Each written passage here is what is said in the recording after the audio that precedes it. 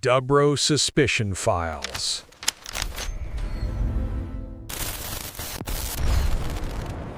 They drew lots. And it wasn't to win a share of the catch or, to decide who got the first drink of fresh water. They drew lots to determine who among them would be murdered and whose flesh would serve as the final desperate meal for the others to survive. This, in its rawest form, is the true story, the historical bedrock of the tragedy that inspired what many consider the greatest American novel ever written. It's a story that just strips away every pretense of civilization. It really forces us to confront that exact moment. The moment human desperation overrides every moral and social taboo we have. This is, I think, the definitive account of survival at the absolute ultimate price. Okay, let's unpack this and really dive deep. Our mission today is to explore the sources detailing the 1820 sinking of the Nantucket whale ship Essex and the unimaginable 90-day ordeal that followed. We need to go beyond just the simple disaster narrative and really try to understand the profound psychological weight. How did fear, and I mean fear rooted in rumor and cultural prejudice, how did that lead these men to choose a path that basically guaranteed their own moral collapse?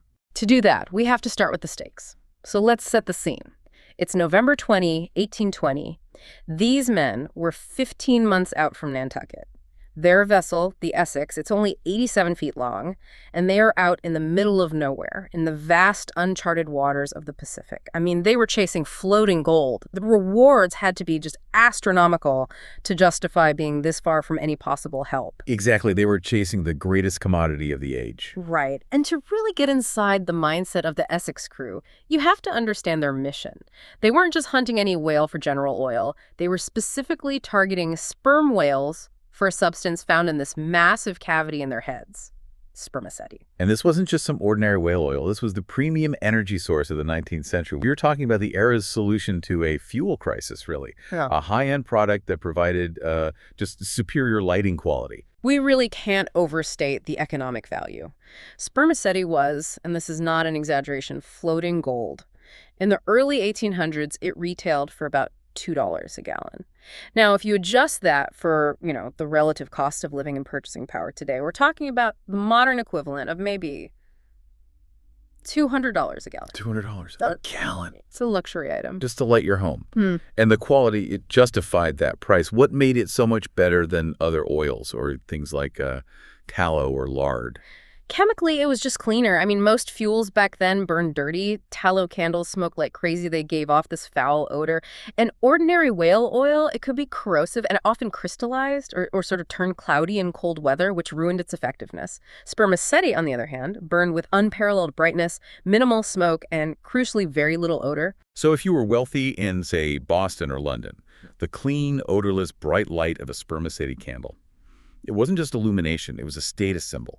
It signaled modernity, cleanliness, affluence, all in a world that was generally defined by soot and dimness.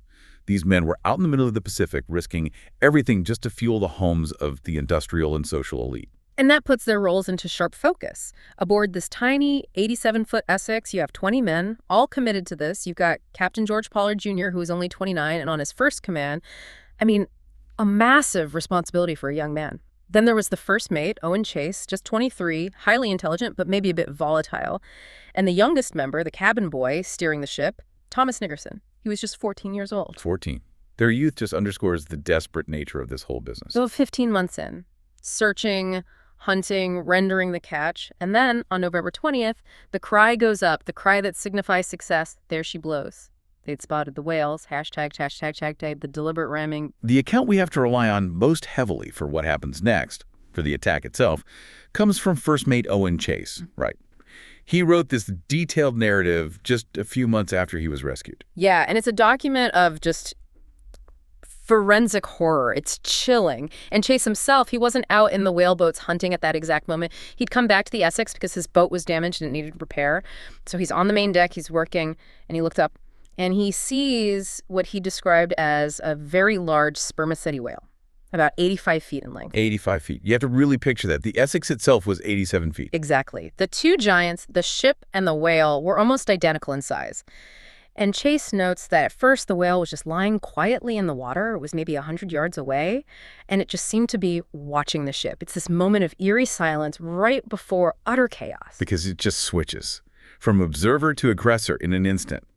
Chase writes that the whale came down upon us with full speed and struck the ship. The impact must have been catastrophic. I mean, you have a 238-ton vessel hitting this massive creature moving at high velocity. Chase captured the violence of it perfectly. He described an appalling and tremendous jar as nearly threw us all on our faces.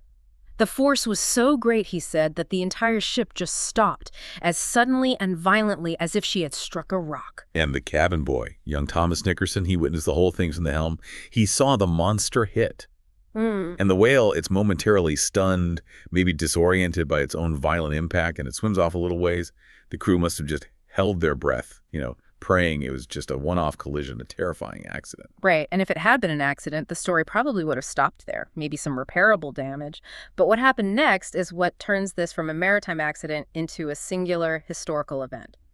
The whale returned. It moved with deliberate intent. It turned in the water, positioned itself, and then it struck again. Nickerson recalled that second impact coming with utmost speed and a tremendous blow, and this time it managed to stave in the whole bow of the Essex. The ship's structural integrity was just gone instantly. And that's the moment that completely shattered all maritime assumptions. Whales attacked the small 25-foot hunting boats all the time. That was a calculated risk of the job. But a 238-ton vessel, it was unheard of, unprecedented. Historians note that the sheer audacity of it made the crew interpret it immediately, not as a natural collision, but as a conscious, calculated act of revenge or aggression. And that's where the analysis really deepens. I mean, given how unprecedented this was, did other captains, or maybe the press at the time, did they speculate on the whale's motivation? Was it just a rogue animal, or did this event sort of catalyze a broader fear that nature was actively fighting back? Absolutely. The perception mattered more than the reality here. For these whalers, who saw themselves as masters of the ocean, the idea that the prey could become the hunter, that a creature of the sea could execute a strategic, targeted attack on a ship nearly its own size, it was terrifying. It introduced this radical element of conscious malice into their worldview. It fed the narrative that the Essex crew had somehow offended the natural order, and now they were sinking. Fast. They're floating home, their mission, their safety, all of it gone in just a few minutes. Captain Pollard and the other hunters, they're rowing back from their hunt, and they can only watch as their world just settles into the waves. So 20 men survive the sinking. They're in the immediate aftermath, just crammed into 3 small, leaky whaleboats, 25 feet long at best. The very next calculation they made sealed their fate. The geography of their position is the absolute key to understanding the sheer tragedy of what happens next. They were 2,000 nautical miles from the coast of South America. That distance is just. It's incomprehensible in a small wooden boat with limited supplies. They were, quite simply, in the dead center of the Pacific Ocean.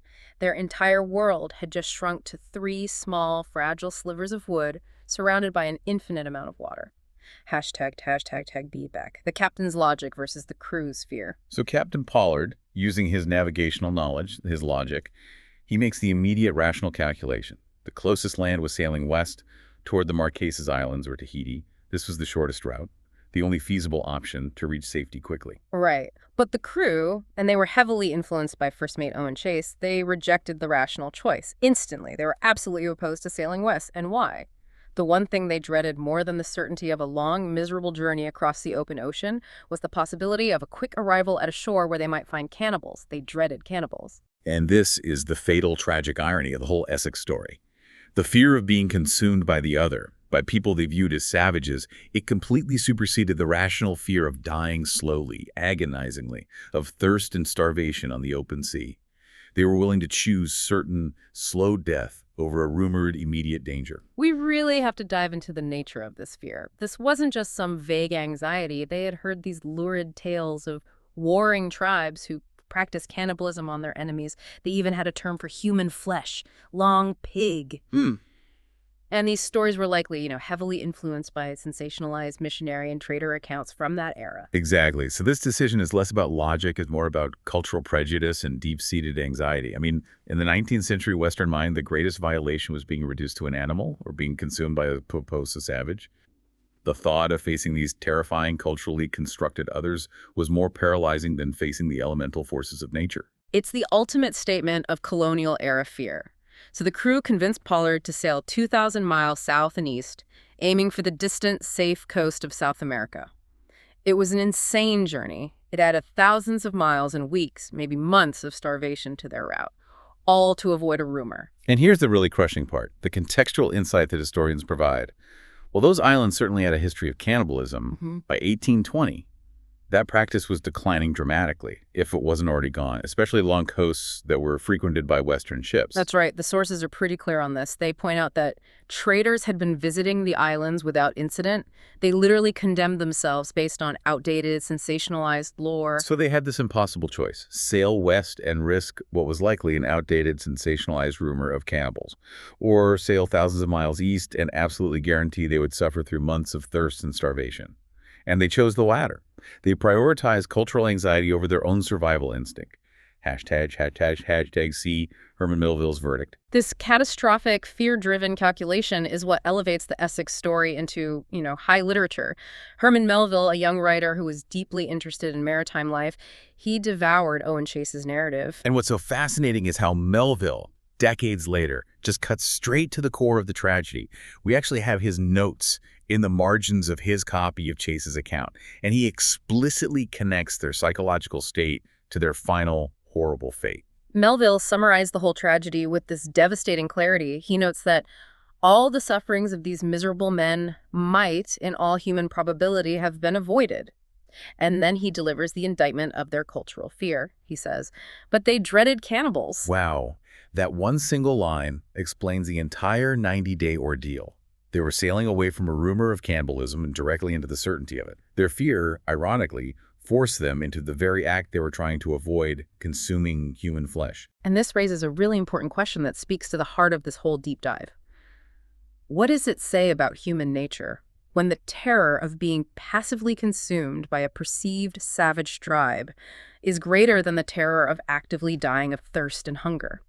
They chose the elements because the elements, as horrific as they were, they didn't challenge their sense of cultural superiority the way the islanders did. It just sets the stage perfectly for the moral collapse to come. The gradual understanding that the savages they feared were exactly who they were about to become. So the die is cast, the boats turn toward South America, and the 90-day hell begins. And immediately the environment just turns hostile. The incessant, blistering sun, the salt spray, the exposure. We tend to focus on hunger and survival stories, but every single account from the Essex survivors is unanimous. Thirst was the greater demon. It was more immediate, more maddening, and psychologically just devastating. Owen Chase provided these vivid, truly terrifying descriptions of this suffering. He emphasized the hierarchy of pain, rating that thirst become now incessantly more intolerable than hunger. You see, hunger was a slow, agonizing decline. Thirst was the violence of raving thirst. The physical manifestation of this dehydration must have been just horrific. I mean, we read about their lips grown swollen and cracked, their tongues swelling up in their dry mouths, and the ceaseless, maddening thirst that drove them to distraction. The lack of fresh water was a constant burning torture. And the psychological torment was the multiplier on top of all that. Chase described the night terrors, these tormenting dreams of savory banquets. Imagine dreaming of that, only to wake up to the sun, the salt, and the crushing reality of an endless empty ocean. Your brain is giving you this false hope, it's showing you cool springs and meals, and then it just violently yanks you back to the boat. Right. That contrast, the immediate racking pain of thirst versus the slow, wasting ache of hunger that defined their suffering. Thirst led to madness first. Hunger. Hunger led to the final horrible decision. ###B, the first death and the procedure. As the men decline, dehydration claims its first victim on Owen Chase's boat, a man named Isaac Cole. And his death isn't peaceful. It's a descent into this final, agonizing madness. He loses all contact with reality. In that small, starving boat, he stood up and started demanding a dinner napkin and water, believing he was sitting down to a feast, and then he just fell into most horrid and frightful convulsions and died. This immediate descent into delirium really underscored the extreme physical trauma that dehydration causes. And now, the survivors, who have just sailed 2,000 miles to avoid this exact scenario, they face the body. They look at Cole and they look at the remaining days or weeks of their journey, and they realize the thing they feared most, the consumption of human flesh, is now the only bridge to survival. They chose life. And the way Owen Chase records this choice in his narrative is deeply disturbing, mostly because of its clinical detachment. He acknowledges the horror, but he immediately shifts to this very procedural language. He opens with the statement, "Humanity must shudder at the dreadful recital," which is sort of an obligatory nod to the moral violation. But then he begins to describe the process, how they separated limbs from his body and cut all the flesh from the bones. It's the language of necessity, of reducing a man back into a resource, a commodity. But then comes this moment that makes it all so much more complex than just simple cannibalism. After they took what they needed to survive, they performed a ritual. They opened the body, took out the heart, and then closed it again, sewed it up as decently as we could, and committed it to the sea. This act, sewing up the body and burying it decently, is the ultimate psychological effort to maintain their humanity. I mean, why waste precious energy and time on ceremony? Because they were desperately trying to cling to the shreds of their former civilized selves. They were telling themselves, we are not the savages we feared on those islands. This is an act of respectful necessity, not depravity. We're giving him a proper burial after we've sustained our lives from his sacrifice. The taboo was broken, but they clung to this ritualistic decorum. They were ensuring that the act felt governed by some form of decency, even if that decency was warped by the context. And this ritual, it marks the transition from, spontaneous necessity eating the already dead to the cold, premeditated ritual that would follow the custom of the sea. So weeks pass. The boats have separated, and whatever sustenance they gained from that previous sacrifice is long gone. We pivot now to Captain Pollard's boat, where 4 men remain. They're just reduced to shadows, drifting hopelessly. And the 4 remaining are Captain Pollard, Charles Ramsdell, Barzillai Ray, and Pollard's young cousin, Owen Coffin, who was only 18. They had consumed the flesh of those who had died previously, and now they are entirely out of options. No one else has died spontaneously. So the burden of survival now required the group to commit a conscious, premeditated act of murder. And it's Charles Ramsdell, a younger man, who initiates the final, horrifying step. He declares they must draw lots, this chilling tradition known as the custom of the sea. And this custom is so central to their moral universe. It's not an act of chaos. It is paradoxically an ultimate act of establishing order and fairness when all other laws have failed. We should spend some time on this. What was the moral and legal contract implied by the custom of the sea? Historically, the custom, though it was legally murder, was often tolerated or excused by courts precisely because it established a communal contract. It was a terrifying lottery where every single man agreed to abide by the result, and that removed the individual burden of choice. It shifted the responsibility from a murderer to fate itself. This framework of fairness was absolutely essential for the men's psychological survival afterward. If they cheated, the whole rationale, the idea that the group's survival was paramount, it would have just collapsed. So in their minds, this wasn't arbitrary violence. It was a structured, equitable negotiation with death. The custom justified the murder as a sacrifice for the greater shared life. Without it, they would descend into anarchy, and probably everyone would die. With the custom, one man dies and the others live with the moral contract intact. And so the lots are drawn, they use pieces of paper or maybe sticks. Some sources suggest the executioner's pistol ball was used to determine the first terrible result. And the result is immediate and agonizing. The lot falls to Owen Coffin, Captain Pollard's 18-year-old cousin. The boy the captain had specifically promised his mother he would protect. #P, the captain and his cousin. The contract of the sea immediately clashes with the deepest human bonds, kinship and paternal duty. Captain Pollard just breaks down. He desperately tries to override the sacred custom he just agreed to. He screams, trying to intervene on behalf of his cousin. My lad, if you don't like your lot, I'll shoot the first man that touches you. Yeah, it's a moment of pure, raw grief, and he's violating the very rules of the group he commands. And then, the ultimate expression of sacrifice. Pollard offers his own life, screaming, "I'll step in for you, boy!" But the group, they can't allow this. The custom has to be fair to work. If the captain, the one man they need to guide them, steps in, the whole system just collapses and they all die. But the choice is ultimately removed from the captain by the boy himself. Coffin, the 18-year-old, he understands the contract better than the captain does in that moment of despair. The sources say he hesitated a moment, acknowledging the immense weight of the choice, and then he spoke the sentence that defines this entire tragedy. I like it as well as any other. Think about the profound psychological weight of that statement. It is not passive resignation, it's active affirmation. He is validating the terrifying legitimacy of the custom.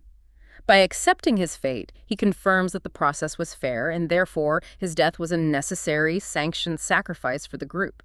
He takes the moral high ground, ensuring the others can live with less guilt. It's heartbreaking. He validates their right to live by choosing his own death. But the ordeal isn't quite over. They still had to decide who would pull the trigger, who would commit the murder that fate had sanctioned. They drew lots one more time for the executioner, and fate, in its absolute cruelest twist, chooses Charles Ramsdell, Coffin's friend, the very man who had initiated the drawing of lots in the first place. The burden shifted instantly from the abstract concept of fate back to the immediate, crushing reality of human action. The source notes that Ramsdell paused a long time. The custom was being upheld, but the weight of murdering his friend was almost unbearable, even under the sanction of the sea. And then the trigger was pulled. Captain George Pollard Jr. survived by consuming the life of his own cousin. The moral compromise was complete, and the memory of that moment would shape every single day of the captain's remaining life. So in February 1821, 90 days after the sinking, the survivors were finally rescued. Only 8 men out of the original 20 made it back. They were physically alive, but the emotional and psychological wreckage was permanent. And the psychological cost, it manifested in these intensely personal ways. I mean, look at Owen Chase, the pragmatic first mate who meticulously recorded every horrific detail. He went on to become a successful, wealthy captain. He enjoyed material comfort, but in his old age, his sanity just fractured. He was constantly haunted by the privations of the voyage. So the ghost that haunted Chase was the acute, searing memory of starvation itself. Rescuers eventually found that he was hoarding food. He had quantities of food hidden away in the attic of his Nantucket home. A physical, visceral manifestation of his deeply rooted fear that abundance was just an illusion, and that agonizing hunger would always return. He was terrified of the physical suffering. But Captain Pollard, the man who performed the ultimate moral compromise, he was haunted differently. His story is one of relentless atonement for the guilt of the act. He first had to perform this impossible duty, returning home and confessing the truth to Owen Coffin's mother. The sources just state that she never spoke to him again. Can you imagine that silence? The lifelong torture of knowing that the price of your survival was the permanent severance of that human connection. And the world, for a brief moment, gave him a chance to regain his status. He was given command of a new ship, the Two Brothers. He even tried to joke away the tragedy, stating that lightning never struck in the same place twice. But the ocean was not finished with Captain Pollard. 2 years later, the curse strikes. The Two Brothers hits a coral reef and sinks. No deaths this time, but the damage was done. Pollard was instantly branded a Jonah, a man cursed by fate who brought ill fortune to any ship he sailed on. His career was over. Immediately, no one in Nantucket would hire him to command a ship again. So Captain Pollard lived the rest of his very long life holding the lowliest job on the island. He was the village night watchman. To the powerful Nantucket elite, he was a nobody, the ghost of a failed captain who shuffled through the streets at night. But the most crucial detail here is how he chose to manage the guilt. He wasn't haunted by starvation like Chase was. He was haunted by the specific moral choice of consuming his own kin. Every single year, on November 20th, the anniversary of the sinking, he would lock himself away and fast. This annual ritual of fasting was his personal penance. It was a deliberate physical self-punishment, an attempt to revisit the suffering of the ordeal without having to commit the sin. He sought to physically punish the body that had demanded the life of his cousin. It was a lifelong act of atonement, a spiritual incarceration. #, be the masterpiece and the man. And this tragic reality is what gave rise to the literary masterpiece, Moby Dick. Years after the sinking, in 1852, Herman Melville, who was then 32, visited Nantucket.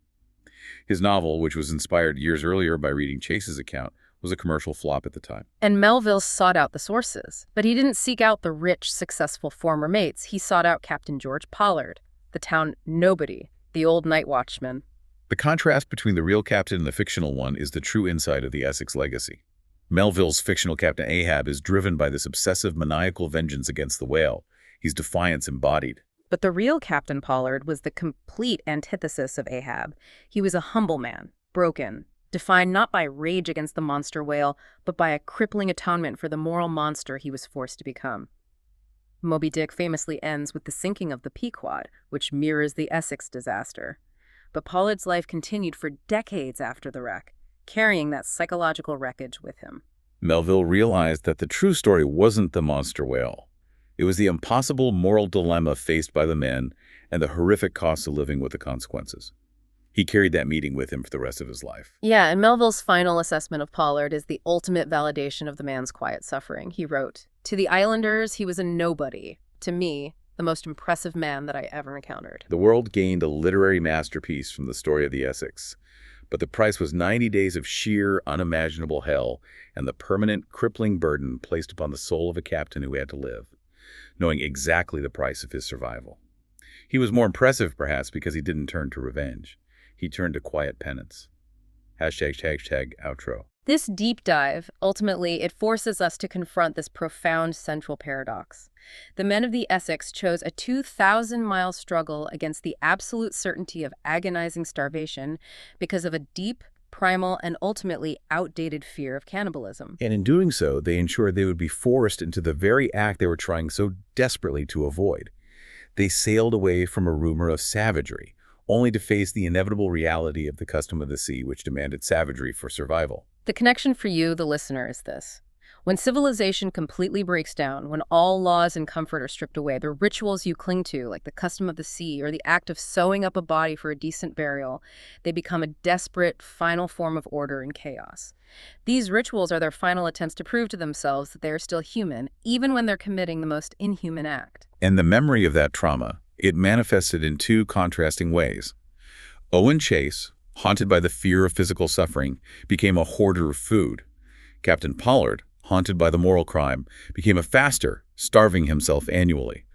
The memory demanded either preservation from future hunger or penance for past actions. Which leaves us with this final provocative thought. If you were given the choice in that small, dying whaleboat, certain death, right now, sparing you the memory, with the guarantee of a lifetime of crippling, haunting memory like Pollard and Chase endured, which would you pick? What does it truly mean to be haunted by survival, and is the physical cost ever lower than the spiritual cost?